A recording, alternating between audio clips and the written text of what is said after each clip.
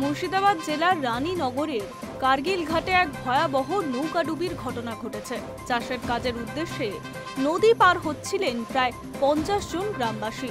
নিয়মিত ভাটপাড়ার ওই রুটে ছোট নৌকাতেই যাতায়াত করেন স্থানীয় বাসিন্দারা। কিন্তু মাঝ নদীতে পৌঁছাতেই হঠাৎ করে নৌকায় জল ঢুকতে শুরু করে।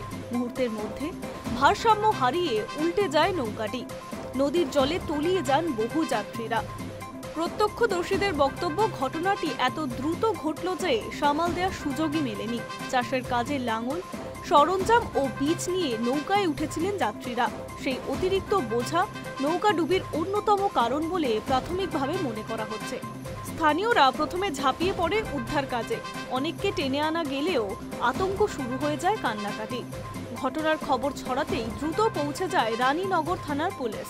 শুরু হয় তল্লাশি ও উদ্ধার কার্য।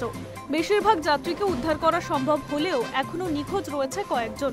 তাদের খোঁজে চলছে ব্যাপক অনুসন্ধান। নদীতে নেমেছে ডিজাস্টার ম্যানেজমেন্টের টিমও। পুলিশ জানিয়েছে, নিখোঁজদের খোঁজ মিলতে কিছুটা সময় লাগতে পারে। স্থানীয়দের অভিযোগ, প্রতিদিন শত শত মানুষ জীবিকার তাগিদে ওই নৌকাপথ ব্যবহার করে, অথচ নিরাপত্তার কোনো ব্যবস্থাই নেই লাইফলাইন জ্যাকেট কিংবা নিয়মিত নজরদারি। ছোট নৌকায় অতিরিক্ত যাত্রী ওঠায় ঝুঁকি তৈরি হয় বারবার। তবুও বাধ্য হয়েই গ্রামবাসীদের সেই পথেই নদী পাড়ি দিতে হয়। দুর্ঘটনার খবর পাওয়া মাত্রই এলাকায় নেমে আসে শোকের ছায়া।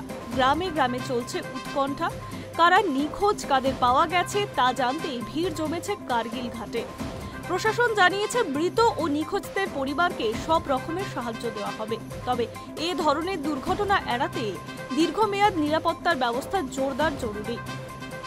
এই নৌকাডুবি আবার চোখে আঙুল দিয়ে দেখিয়ে দিল সীমান্তবর্তী অঞ্চলে নিত্যদিনের যাতায়াত কতখানি ঝুঁকিপূর্ণ।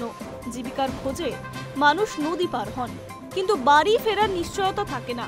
রানীনগরের এই দুর্ঘটনা গোটা মুর্শিদাবাদকেই নাড়িয়ে দিয়েছে। Hi news network.